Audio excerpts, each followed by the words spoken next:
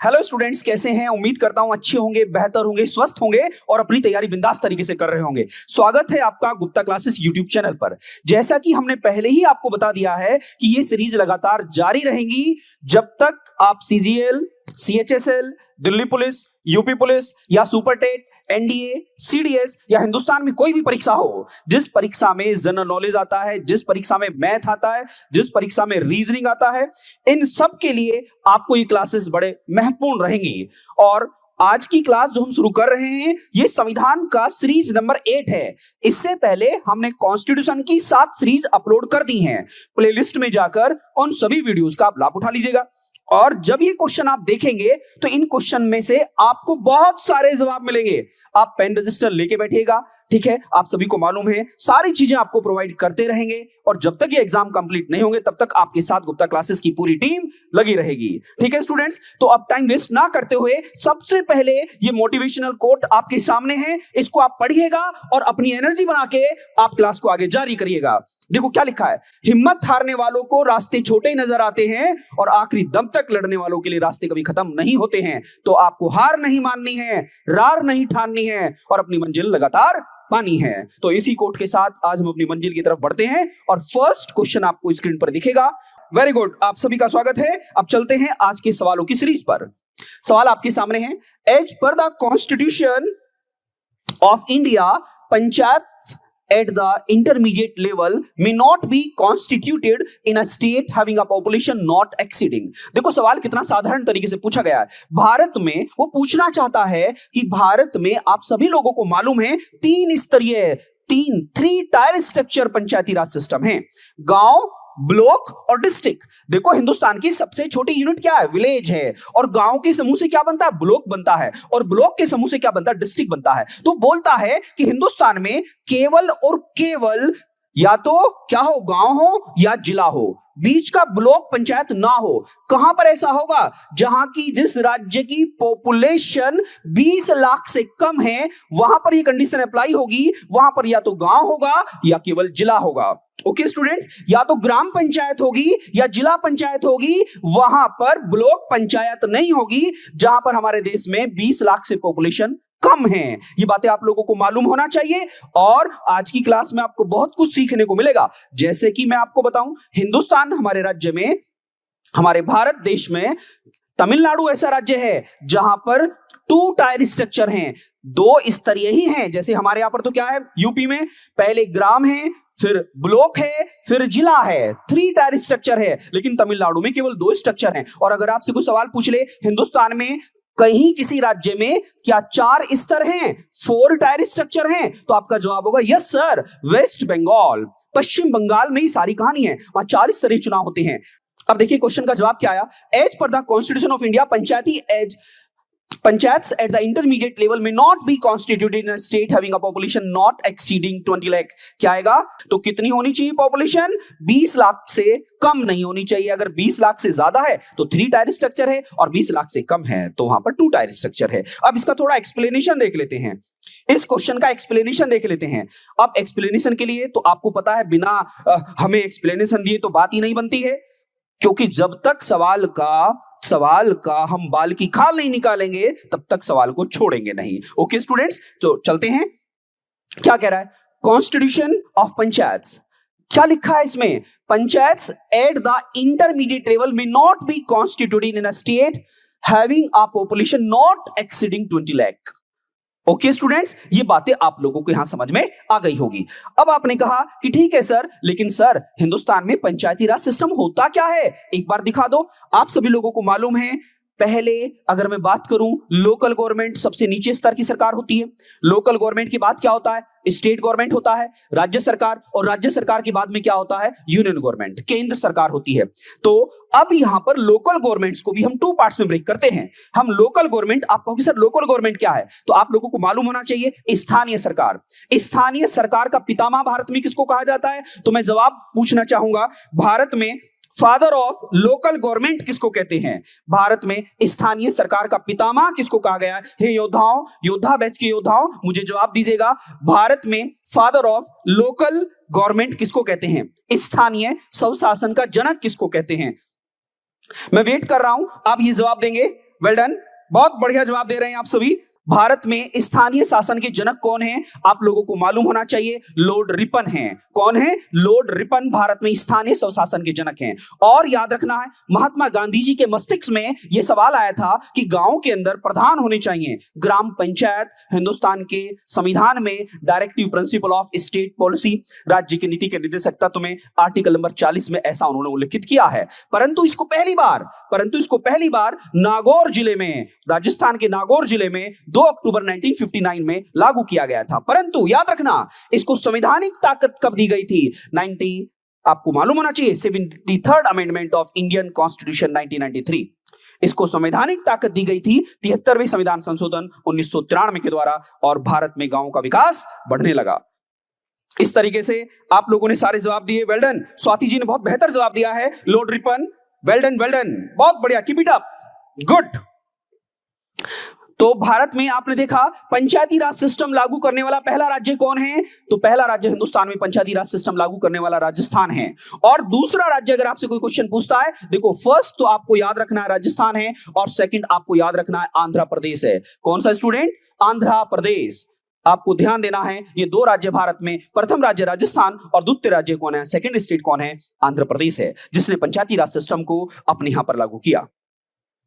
Municipalities में भी आप जानते हो, nagar panchayat, municipal council and municipal corporation. कहने का मतलब, नगर पंचायत होती है, दूसरी नगर पालिका होती है, और तीसरा नगर निगम होता है। आप लोगों को शायद ये मालूम होगा। अब हम चलते हैं नेक्स्ट क्वेश्चन पर। आपने कहा ठीक है सर, ये तो बात हमें समझ में आ गई। और इसी के साथ, क्योंकि आप जानते हो नॉलेज तब तक अधूरी है जब तक उस नॉलेज में आप देखो, याद रखना, सागर में जब तक डुबकी नहीं लगेगी तब तक पता कैसे चलेगा? ज्ञान के भंडार में जब तक ज्ञान तक नहीं पहुंचोगे तब ये पता कैसे चलेगा? आप लोगों को मालूम होना चाहिए, भारत में पंचायती राज 24 अप्रैल 1993 को संवैधानिक दर्जा मिला। ठीक है, तो भारत में पंचायती राज दिवस कब मनाया जाता है? एवरी ईयर 24 अप्रैल। ये एक गांव की पंचायत का एक आपको इमेज दिखाया जा रहा है। इस इमेज में बताया जा रहा है कि गांव में एक सरपंच साहब बैठे हैं पेड़ के नीचे, और सारे लोग उनकी बात सुन रहे हैं। तो भारत में यह व्यवस्था बड़ी पुरानी है, तो आप लोगों को मालूम होना चाहिए 24 अप्रैल भारत में पंचायती राज दिवस के तौर पर मनाया जाता है। ठीक है स्टूडेंट्स, तो ये सारी बातें हमने कंप्लीट यहां कर ली है। अगर पंचायती राज से संबंधित कोई भी सवाल आता है तो आप आसानी से बता सकते हैं। मैं आपको एक बात और कहते चलूंगा, यहां पर पंचायती राज बात उठी है तो हम उस लेवल तक लेके जाएंगे जहां तक आपकी सारी बातें क्लियर हो जाए। नोट्स बनाते चलना। देखो, भारत में सबसे पहले 1952 में, अगर मैं संविधान बनने के बाद की बात करूं, 1952 में 1952 में CDP, कम्युनिटी डेवलपमेंट प्रोग्राम, सामुदायिक विकास कार्यक्रम की शुरुआत हुई 1952 में। और यह मुद्दा हमने कहां से लिया? अमेरिका से लिया। कहां से लिया? यूएसए से लिया। ठीक है, सेकंड की बात करूं तो बलवंत राय मेहता साहब ने 1957 में, बलवंत राय मेहता लिखते रहना, बलवंत राय मेहता साहब ने 1957 में पहली बार भारत में 3 टायर स्ट्रक्चर की बात की। 3 स्तरीय चुनाव होने चाहिए, 3 स्तरीय गांव में व्यवस्था होनी चाहिए, पहले गांव फिर खंड फिर जिला होना चाहिए। पहली बार किसने कहा? बलवंत राय मेहता ने कहा। इन्हीं व्यक्ति के 20 साल के बाद अशोक मेहता साहब आए। अशोक मेहता ने कहा कि नहीं, हिंदुस्तान में केवल 2 टायर स्ट्रक्चर होना चाहिए, 2 टायर स्ट्रक्चर होना चाहिए, केवल 2 स्तर होना चाहिए, या तो गांव होगा या डायरेक्ट जिला होगा, ब्लॉक नाम की कोई व्यवस्था नहीं होगी। ऐसा किसने कहा? ऐसा अशोक मेहता साहब ने कहा। फिर समय बीता, और समय बीतने के बाद LM सिंघवी आए। LM सिंघवी, उनकी रिकमेंडेशन पर भारत में 73वां संविधान संशोधन आया, जिसमें पंचायती राज को संवैधानिक दर्जा दे दिया गया और उसमें 29 विषय को सम्मिलित कर लिया गया। तो उम्मीद करता हूं ये बातें आपको समझ में आई होगी। अब हम नेक्स्ट क्वेश्चन की तरफ को चलते हैं। नेक्स्ट क्वेश्चन आपके सामने है, the first health minister of independent India was. तो मुझे जवाब दीजिएगा, इस सवाल का जवाब मुझे उम्मीद है कि आप सभी योद्धा देंगे। स्वतंत्र भारत के पहले स्वास्थ्य मंत्री कौन थे? स्वतंत्र भारत के पहले स्वास्थ्य मंत्री कौन थे? तो बताइए, क्या मौलाना अबुल कलाम आजाद थे, क्या सरदार वल्लभ भाई पटेल थे, क्या विजयलक्ष्मी पंडित थी, या राजकुमारी अमृता कौर थी? हे योद्धाओं, इन चारों जवाब के बाद आपको एक बात समझा देता हूं मैं। हिंदुस्तान आजाद हुआ है, आप सभी को पता है, 15 अगस्त 1947। 15 अगस्त 1947 को आजाद हुआ है, परंतु हम पूरे आजाद नहीं हुए थे। हम पूरे आजाद तो उस दिन हुए जिस दिन भारत ने अपने हिंदुस्तान का बनाया हुआ संविधान भारत पे लागू किया, क्योंकि इस दिन तो हम अंग्रेजों से मुक्ति पाए थे, परंतु उनके कानून से मुक्ति नहीं पाए थे। इनके कानून से हम मुक्ति पाए 26 जनवरी 1950 को, और हम पूरे आजाद हुए 26 जनवरी को, और इस बीच में हम आधे आजाद थे। यही कारण है भारत इस बीच में अधिराज्य का दर्जा प्राप्त था। भारत को क्या कहा जाता था? डोमिनियन स्टेट कहा जाता था। और 26 जनवरी को हम पूरे आजाद हुए। तो उनका सवाल यह है कि 15 अगस्त 1947 में जो भारत आजाद हुआ, जो सरकार हमने गठन करी, वह सरकार कौन थी? उस सरकार के बारे में थोड़ा सा ब्यौरा बता दो। पेन रजिस्टर लेके बैठिएगा, आपको सारी बातें क्लियर हो जाएंगी। तो प्रथम सरकार में जो मंत्री साहब थे, आप सभी लोगों को पता है, पंडित जवाहरलाल नेहरू। पंडित जवाहरलाल नेहरू 15 अगस्त 1947 को हिंदुस्तान के क्या बने? प्रधानमंत्री बने। हिंदुस्तान के प्रधानमंत्री पंडित जवाहरलाल नेहरू बने, और इसी के साथ साथ विदेश मंत्री भी इन्हीं के पास ये डिपार्टमेंट रहा, और इसी के साथ साथ साइंटिफिक एंड रिसर्च, वैज्ञानिक और अनुसंधान मंत्रालय भी इन्हीं के अधीन रहा। तो हिंदुस्तान में पहली बार जो देश के प्रधानमंत्री बने, और सबसे ज्यादा समय तक प्रधानमंत्री का क्रेडिट जिसको जाता है वो पंडित जवाहरलाल नेहरू है। सबसे ज्यादा समय तक इस हिंदुस्तान के प्रधानमंत्री रहे। और सेकंड नंबर पर मैंने कल ही बताया था, कौन? इंदिरा गांधी जी रही हैं। इसके साथ आप देखेंगे डिप्टी प्राइम मिनिस्टर हिंदुस्तान के वन मैन आर्मी, आप लोगों को याद रखना, iron man of India, Sardar Vallabh भाई पटेल। कौन?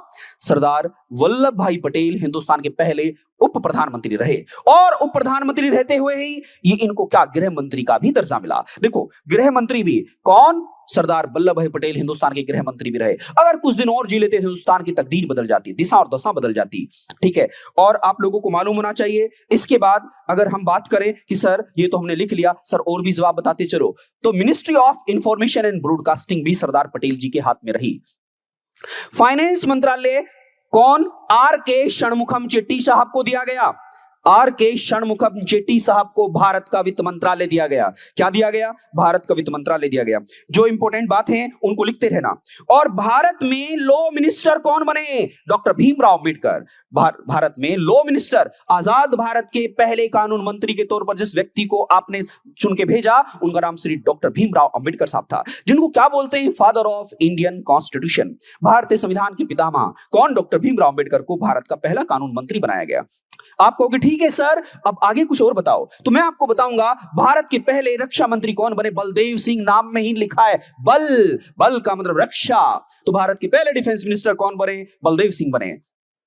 अब आप कहोगे सर रेलवे मिनिस्टर कौन बने? ट्रांसपोर्ट मिनिस्टर कौन बने? तो जॉन मथाई साहब बने। कौन बने? जॉन मथाई साहब बने। और हिंदुस्तान में पहले शिक्षा मंत्री आजाद भारत के कौन बने? मौलाना अबुल कलाम आजाद बने। कौन बने? मौलाना अबुल कलाम आजाद बने। और स्वतंत्र भारत के पहले कृषि मंत्री कौन बने? राजेंद्र प्रसाद साहब बने। राजेंद्र प्रसाद बने। आप कहोगे सर नहीं, हमने तो सुना है राजेंद्र प्रसाद तो देश के पहले राष्ट्रपति थे। बिल्कुल आपने गलत नहीं सुना है, बिल्कुल सही सुना है। लेकिन मैं आपको यहां पर एक बात बताते चलूं, राजेंद्र प्रसाद 1950 में देश के राष्ट्रपति बने, परंतु इससे पहले वो संविधान सभा के अध्यक्ष के तौर पर भी रहे हैं, और वो ही हिंदुस्तान के पहले कृषि मंत्री भी रहे हैं। तो ये बात आपको समझ में आई होगी। आप कहोगे ठीक है सर, अब आगे बताइएगा आप। तो यहां पर आपको कुछ नाम और लिखने हैं। मिनिस्ट्री ऑफ लेबर, मजदूर श्रम मंत्रालय किसको दिया गया? जगजीवन राम को दिया गया। किसको? जगजीवन राम को दिया गया। इसके बाद आप कहोगे ठीक है सर, कुछ और बताओ। तो और भी सुनिएगा, जब तक बात यह है हम तब तक नहीं छोड़ेंगे जब तक तोड़ेंगे नहीं। ठीक है, अब देखो मिनिस्ट्री ऑफ हेल्थ किसको दिया गया? अमृता कौर को दिया गया, राजकुमारी अमृता कौर। तो आप लोगों को बता देता हूं, हिंदुस्तान में पहली कैबिनेट फीमेल मिनिस्टर, अगर हमसे कोई सवाल पूछता है first female cabinet minister in India, then बताएंगे राजकुमारी अमृता कौर हिंदुस्तान की पहली महिला कैबिनेट मंत्री थी। और मैं यहीं पर बताते चलूं, हिंदुस्तान की पहली महिला मुख्यमंत्री, हिंदुस्तान की पहली महिला मुख्यमंत्री। जवाब दो कॉम्पिटिटर, बहुत बढ़िया जवाब दे रहे हैं, well done well done. Bharat की पहली महिला मुख्यमंत्री के तौर पर अगर किसी को बोला गया था, सुचेता कृपलानी जी हैं। कौन? सुचेता कृपलानी। किस राज्य की सर? उत्तर प्रदेश की पहली महिला मुख्यमंत्री के तौर पर जिनको टैग दिया गया वो सुचेता कृपलानी। उत्तर प्रदेश का सौभाग्य है हम सभी यूपी वालों का। और याद रखना, हमारे यहीं पर हिंदुस्तान की पहली महिला राज्यपाल भी बनी, सरोजनी नायडू। ये बातें आप लोगों को याद रखना है, वो भी उत्तर प्रदेश की। ओके, तो हम चलते हैं आगे। इस यात्रा को लगातार बना के रखिएगा, और कोई भी डाउट हो, कैसा भी डाउट हो, किसी भी जहान से डाउट हो, आप जानते हैं क्लास के अंदर आप डायरेक्ट पूछ सकते हैं, आपको डायरेक्ट जवाब मिलेगा। ओके स्टूडेंट्स, चलते हैं आगे।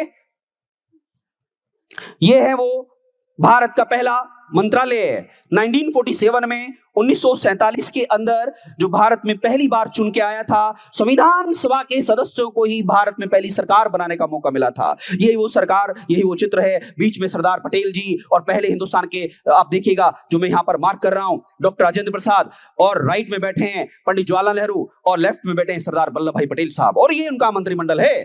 तो ये बात आप लोगों को समझ में आ गई होगी। बहुत बढ़िया, लगातार बने रहिएगा। और चलते हैं नेक्स्ट क्वेश्चन की तरफ को। The inaugural session of the supreme Court of India took place. Bharat के सर्वोच्च न्यायालय का उद्घाटन सत्र हुआ था। हे योद्धाओं, मुझे इस सवाल का जवाब दीजिएगा। मुझे उम्मीद है कि आप इस सवाल का जवाब देंगे। भारत के सर्वोच्च न्यायालय का उद्घाटन सत्र कब हुआ था? इनॉग्रेशन कब हुआ था भारत का सुप्रीम कोर्ट? मुझे बताइए सारे योद्धाओं। Well done, well done. देखो, अगर ये आपको नॉलेज पसंद आ रही हो तो इसको बढ़ाओ, ज्ञान को बढ़ाओ, जहां तक आप बढ़ा सकते हो इसका प्रयोग तो करो। ठीक है, हम पढ़ेंगे, आप पढ़ेंगे, हिंदुस्तान पढ़ेगा, और सब पढ़ेंगे तो हिंदुस्तान बढ़ेगा। Well done, well done. सभी ने जवाब ए दिया है, सभी ने जवाब ए दिया है, बिल्कुल सही जवाब दिया है। आपने गलत ही कहां जवाब दिया है, आपने बिल्कुल सही जवाब दिया है। 28 जनवरी 1950 को हिंदुस्तान में सर्वोच्च न्यायालय का उद्घाटन सत्र हुआ, और कहां पर? नई दिल्ली में हुआ। जबकि 26 जनवरी 1950 को फाइनल हो गया था कि सुप्रीम कोर्ट दिल्ली में ही होगा और उसका नाम सुप्रीम कोर्ट होगा, बट उद्घाटन हुआ 28 जनवरी में। ये याद रखना है। बहुत सारे स्टूडेंट 26 जनवरी लगा देते हैं और सवाल गलत हो जाता है। 28 जनवरी को उद्घाटन हुआ। अब आप कहोगे ठीक है सर, लेकिन थोड़ा सा फिर वही वाली बात आ गई, सर हमें जब तक एक्सप्लेनेशन नहीं मिलता है तो इन सवालों का हम क्या करेंगे? तो चलिए मेरे साथ एक्सप्लेनेशन की यात्रा पर। वो यात्रा यहां से शुरू होती है। आप लोगों को मालूम है हिंदुस्तान का Supreme Court of India came to existence on 26 day of January 1950 at the parliament house. Its inaugural session was held on 28 of January 1950 the chamber of princes. कहां पर हुआ? In the chamber of princes. यहां पर उद्घाटन हुआ किसका? Supreme Court का। किसका? सुप्रीम कोर्ट का। Well done, well done. बिल्कुल, देखो भैया, आप लगातार बने रहेंगे, बड़ा अच्छा रहेगा। पहले क्लास लेते थे ऑफलाइन, अब ऑफलाइन के साथ साथ कुछ लोगों को ऑनलाइन भी, क्योंकि एमसीक्यू जो सवाल आते हैं वो आप कैसे करना है, कैसे डील करना है, वो सारी चीजें आपको मिलेगी। ठीक है स्टूडेंट्स, चलो चलते हैं आगे। अभी कंप्लीट नहीं हुआ है, अभी कंप्लीट नहीं हुआ, अभी तो एक्सप्लेनेशन शुरू हुई है। अब देखिएगा इस सवाल का जवाब। देखिए, पहले मुख्य न्यायाधीश याद रखना योद्धाओं, पहले मुख्य न्यायाधीश कौन थे? Sir Morris Gwyer. और अन्य दो न्यायाधीश कौन थे? सर शाह मोहम्मद सुलेमान और मुकुंद राम राव जयकर। अब आपको कि सर ये कब की बात बता रहे हो सर, ये तो नाम ना सुना हमने। तो ना सुना तो अब सुन लो ना। आप सभी को पता है भारत शासन अधिनियम, इंडियन गवर्नमेंट एक्ट 1935 भारत पर शासन करने का नियम अंग्रेजों ने 1935 में बनाया, और इस नियम के तहत भारत में 1937 में फेडरल कोर्ट की स्थापना हुई। किसकी स्टूडेंट्स? फेडरल कोर्ट की स्थापना हुई, और इसी को कहा गया संघीय न्यायालय। क्या कहा गया? संघीय न्यायालय। आप लोगों को पूछ रहे कि नई दिल्ली में सुप्रीम कोर्ट कब हुआ, तो आप कहेंगे कि सर 1937 में नई दिल्ली में क्या सुप्रीम कोर्ट का उन दिनों नाम क्या था? फेडरल कोर्ट था। क्या था? फेडरल कोर्ट था। और 1937 से पहले हिंदुस्तान का सर्वोच्च न्यायालय कलकत्ता में था। 1774 में भारत में सर्वोच्च न्यायालय की कहानी शुरू हुई। ओके, तो हम 1937 से शुरू कर रहे हैं क्योंकि हम नई दिल्ली की बात करने जा रहे हैं। तो नई दिल्ली में 1937 में संघीय न्यायालय की स्थापना हुई, और उसके पहले जज कौन थे? पहले चीफ जस्टिस थे सर मॉरिस ग्वायर। अब कहोगे ठीक है सर, लेकिन अब बताओ इसका नाम सुप्रीम कोर्ट कब रखा गया? तो हे योद्धाओं, आप सभी को मालूम होना चाहिए 26 जनवरी 1950 को हमने इस फेडरल कोर्ट का नाम ही क्या रख दिया? सुप्रीम कोर्ट रख दिया। और सर रिबन कब काटा गया, उद्घाटन कब हुआ? तो आप कहोगे 28 जनवरी 1950 को इसका उद्घाटन हुआ। और आप सब लोगों को मालूम होना चाहिए 26 जनवरी में इसका नाम सुप्रीम कोर्ट हुआ, 26 जनवरी से इसका नाम सुप्रीम कोर्ट पड़ा, लेकिन उद्घाटन कब हुआ? 28 जनवरी को हुआ। तो मुझे उम्मीद है ये बात समझ में आ गई होगी। लेकिन अब फिर आपको एक बात पर बड़ी परेशानी हो रही होगी कि सर ये तो हो गया, लेकिन ये तो बताओ सर जज कौन कौन थे? आइए मेरे साथ। आप देखिएगा, आप सब लोगों को यहां से पता चल जाएगा। ये बात है 1 अक्टूबर 1937 की।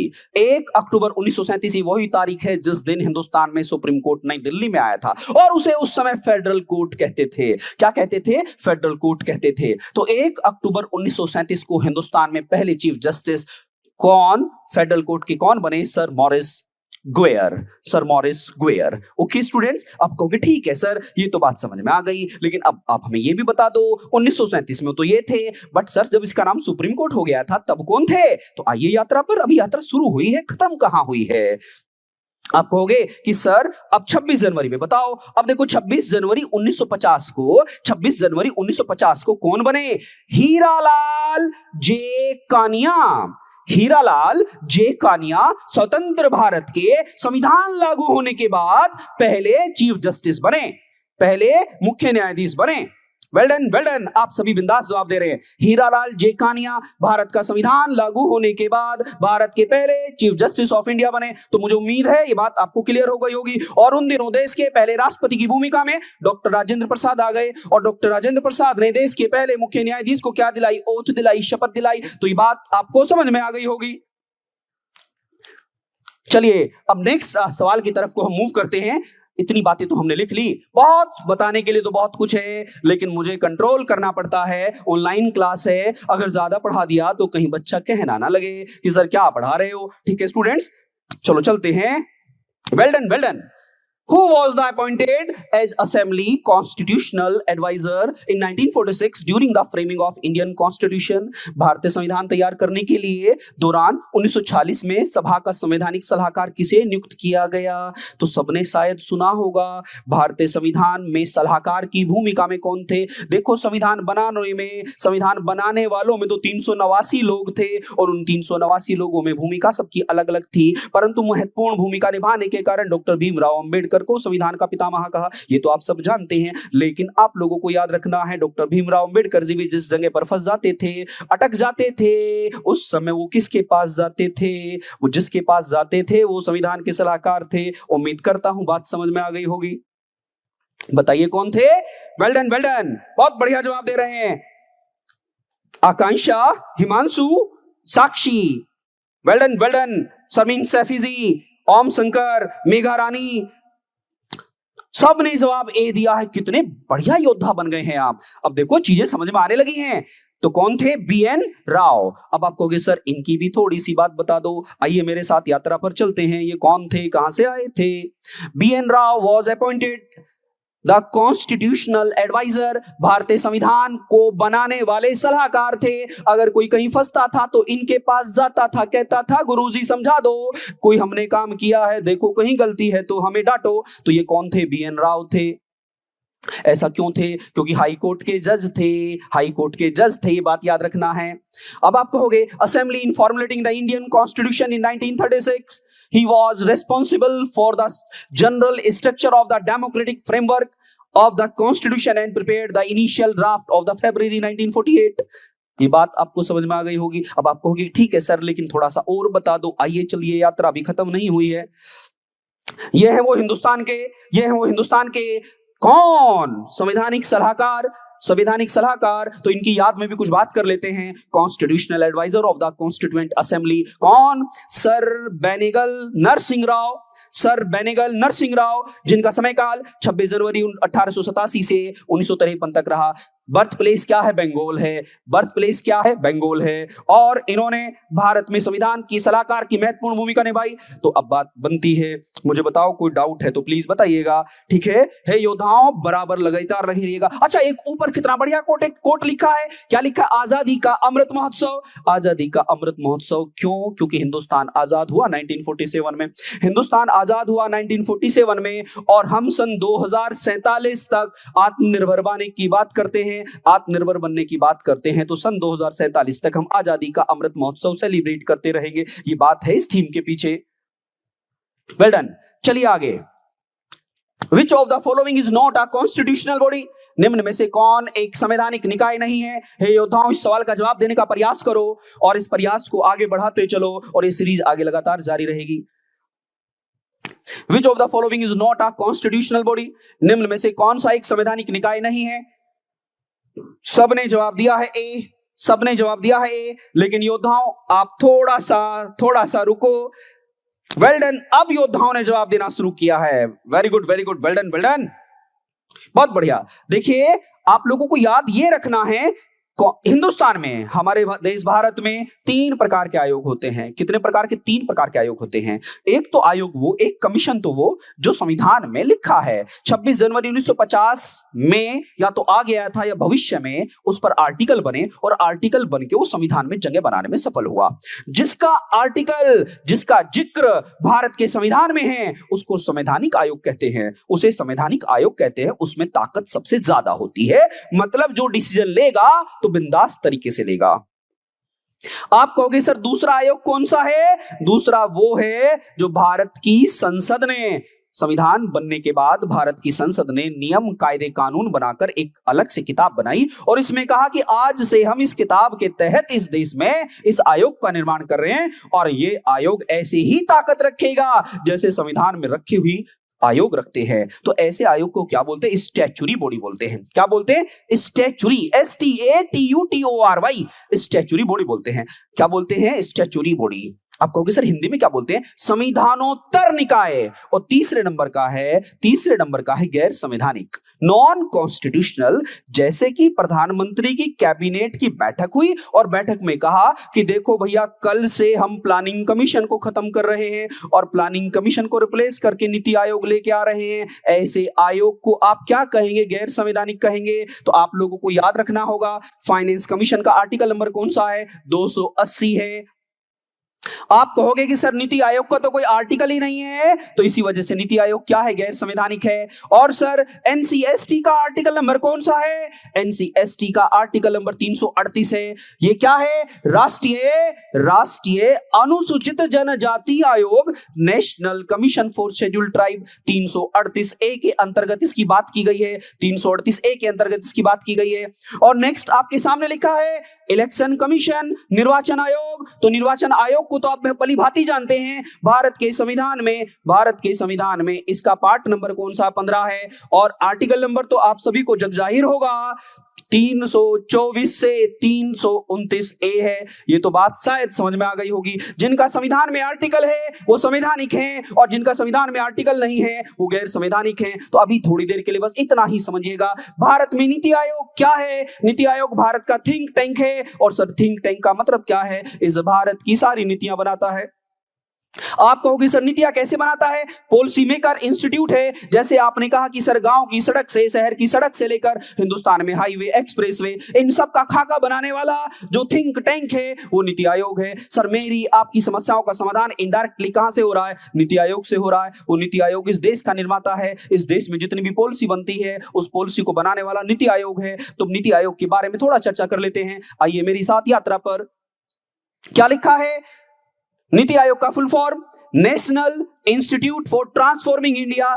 भारत में क्या काम करता है? थिंक टैंक ऑफ, याद रखना भारत का थिंक टैंक है। थिंक टैंक का मतलब है भारत में जितनी योजनाएं बनाता है ये बनाता है। आगे क्या लिखा है? गवर्नमेंट ऑफ इंडिया के लिए बनाता है। और कैसी एजेंसी है? नॉन कॉन्स्टिट्यूशनल एजेंसी है।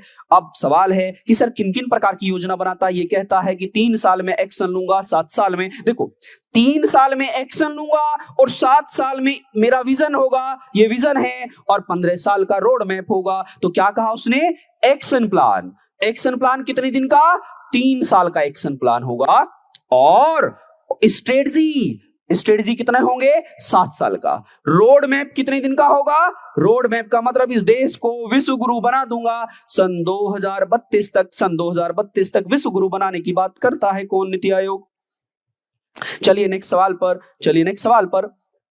यह है नीति आयोग को बनाने वाले हिंदुस्तान के यशस्वी प्रधानमंत्री मोदी जी। इन्होंने नीति आयोग को बनाया था। कब बनाया था? 1 जनवरी कब बेटा? 2015 में नीति आयोग की कहानी शुरू हुई थी।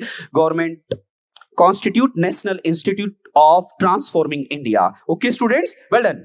अब हम चलते हैं आगे। अब आपको सर नीति आयोग के बारे में थोड़ा सा बता दो। नीति आयोग का जन्म कब हुआ? 1 जनवरी सन 2015 में। इसने किसको खत्म किया? प्लानिंग कमीशन को खत्म करके नीति आयोग बना। अब आप कहोगे कि सर बात तो बराबर है, सर आगे बताओ नीति आयोग का हेडक्वार्टर कहां पर है? सर नई दिल्ली में है। और सर ये कौन है, इसका हेड कौन होता है? हमेशा नीति आयोग का हेड देश का प्रधानमंत्री होता है। सर वर्तमान में इसके उपाध्यक्ष कौन है? सुमन बेरी साहब इसके उपाध्यक्ष हैं। और सर हमें यह भी बताओ इसके सीईओ कौन है? बीवीआर सुब्रमण्यम इसके सीईओ हैं। और सर हमें यह भी बता दो सर कि भारत में नीति आयोग क्या है? गैर संवैधानिक निकाय है। बात बराबर हो गई। चलते हैं आगे। Which of the following adjective is not a part of the preamble? इनमें से कौन भारत की प्रस्तावना का भाग नहीं है? भारत की प्रस्तावना भारत के संविधान की आत्मा है और संविधान इस देश की आत्मा है। देश की आत्मा संविधान और संविधान की आत्मा प्रस्तावना। वो कह रहा है हमारे देश की प्रीएम्बल में इनमें से कौन सा शब्द नहीं है? आओ ढूंढ लेते हैं कौन सा शब्द नहीं है। तो पहले तो याद रखना, ये भी शब्द है, ये भी शब्द है, ये भी शब्द है, बट ये नहीं है, ये नहीं है, ये नहीं है। तो जवाब क्या आएगा? जवाब सेकंड आएगा। आप कहोगे सर प्रस्तावना दिखा दो, प्रस्तावना दिखा दो। तो प्रस्तावना देख लो, पंडित जवाहरलाल नेहरू के द्वारा बनाई गई थी। आप क्या कहोगे? इस प्रस्तावना में आप सारे वर्ड दिखोगे, सारे वर्ड्स दिख रहे होंगे। आप इस प्रस्तावना को देखिएगा, इस प्रस्तावना में सारे वर्ड लिखे हैं। आप देखेंगे SSDR SSDR, ये सारी बातें आप देखोगे तो सब कुछ क्लियर हो जाएगा। भारत की प्रस्तावना में क्या क्या लिखा वो सारे वर्ड्स आपके सामने, बट टॉलरेंट नाम का कोई शब्द नहीं लिखा है। प्रस्तावना को तो कई बार पढ़ा होगा आपने।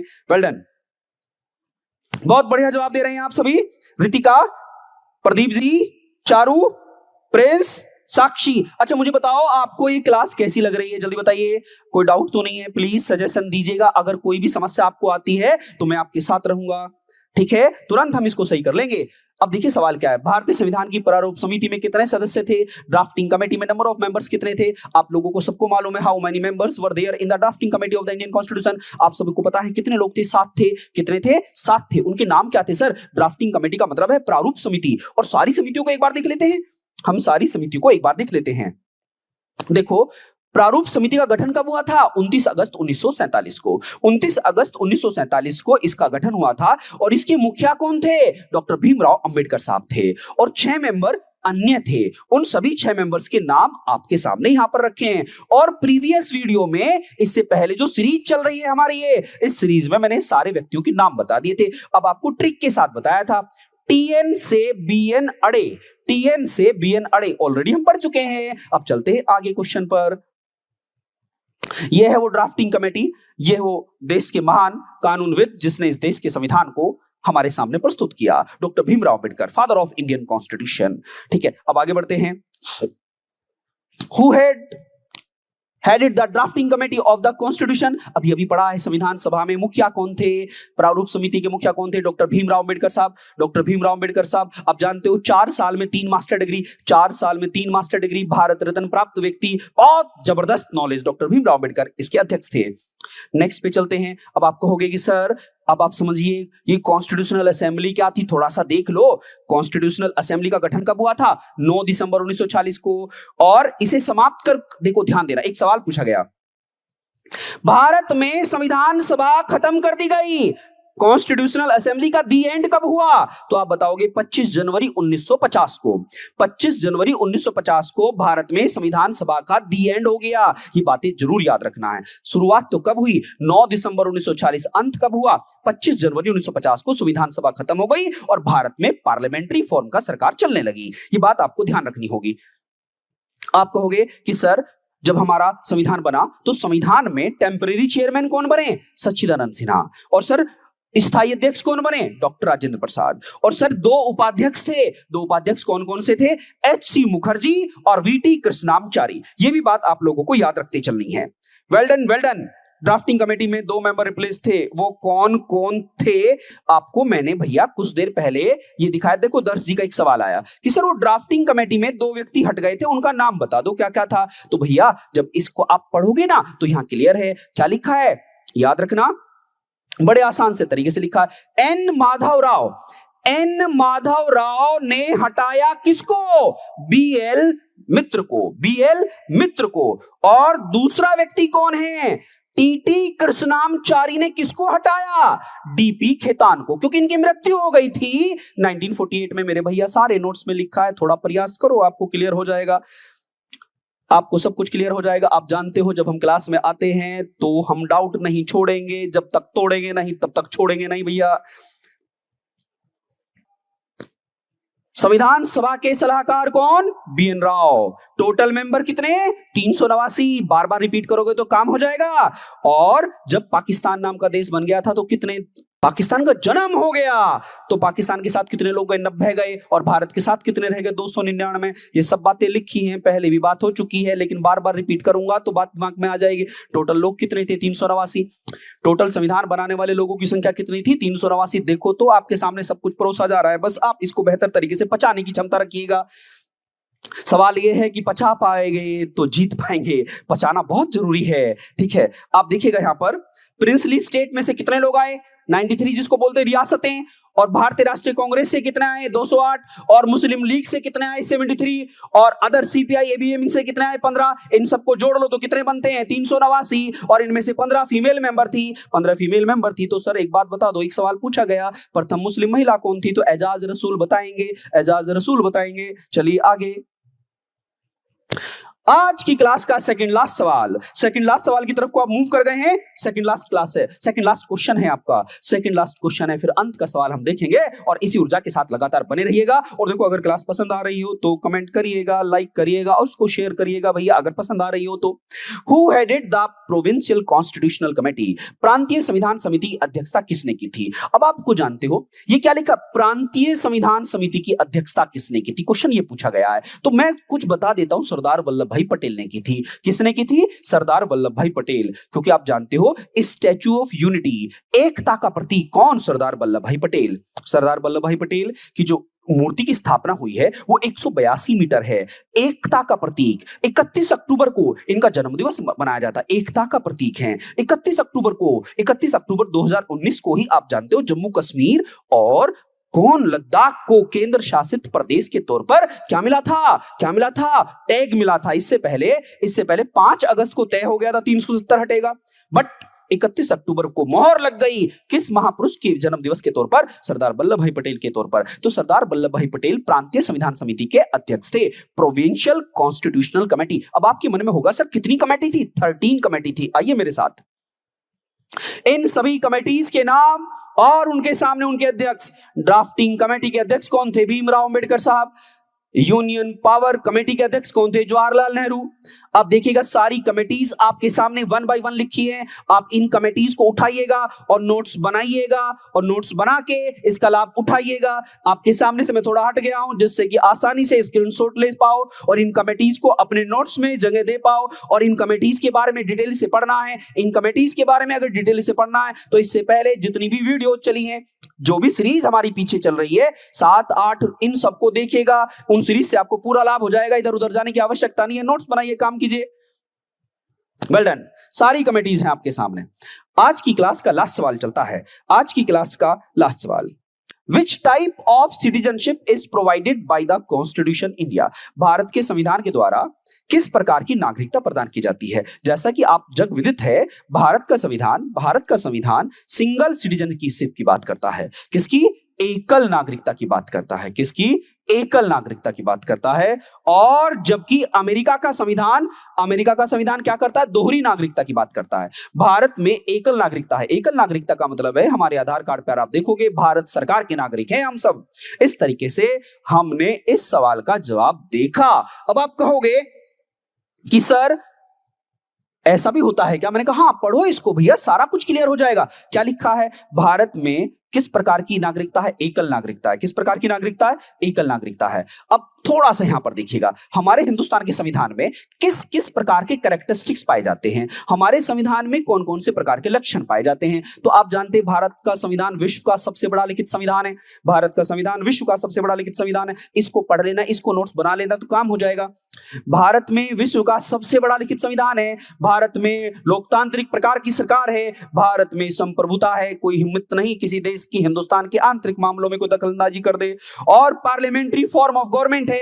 ऑब्जेक्टिव सवाल में ये वर्ड आ जाते हैं और पूछ लेता, बताइए भारत के संविधान में कौन कौन सी विशेषताएं? ये सारी कैरेक्टरिस्टिक्स हैं। भारत के संविधान में मौलिक अधिकार हैं। भारत का संविधान मौलिक कर्तव्यों की रक्षा करता है। भारत में डीपीएसपी हैं, भारत में सिंगल सिटीजनशिप है, ये सवाल का जवाब देख लीजिएगा। भारत में प्रिवेंटिव डिटेंशन है, सेक्युलर स्टेट है, मतलब सारे धर्मों को रेस्पेक्ट करता है। भारत में न्यायपालिका स्वतंत्र है। भारत में 18 साल के व्यक्तियों को वोट देने का अधिकार है। तो ये बात समझ लेना, इसको लिख लेना, नोट्स बना लेना, कोई डाउट आता है तो पूछ लेना। भैया कोई समस्या है प्लीज बताइएगा। आज की क्लास अब मुझे यहीं पर ओवर करनी होगी। मुझे उम्मीद है जितना भी कंटेंट आपने पढ़ा है उसको आप बिंदास तरीके से एंजॉय कर रहे होंगे, ठीक है ना? बिल्कुल बिल्कुल, आप सभी के लिए तो है सब कुछ ये। Very good very good. बस इन क्वेश्चंस का आप लाभ उठाइएगा। बेनिफिट तब है कि जब इनमें से कोई सवाल आए और आप उसे तोड़ दो फोड़ दो, तब है बेनिफिट इन क्लासों का। गुप्ता क्लासेस हमेशा आपके साथ रहेगा। आपको लगातार जितना भी डेटा दिया जा रहा है इसको पढ़ते रहना है, ठीक है स्टूडेंट्स? और अब मुझे आप जाने की इजाजत दीजिएगा। और अगर ये क्लास अच्छी लगी हो आप मैसेज ड्रॉप कर दीजिएगा भैया, और क्लास पसंद है तो लाइक कर दीजिएगा, बहुत अच्छी लगी तो शेयर कर दीजिएगा, और मुझे अपनी वाणी को विराम देने की आज्ञा दीजिएगा। तब तक के लिए जय हिंद, जय भारत।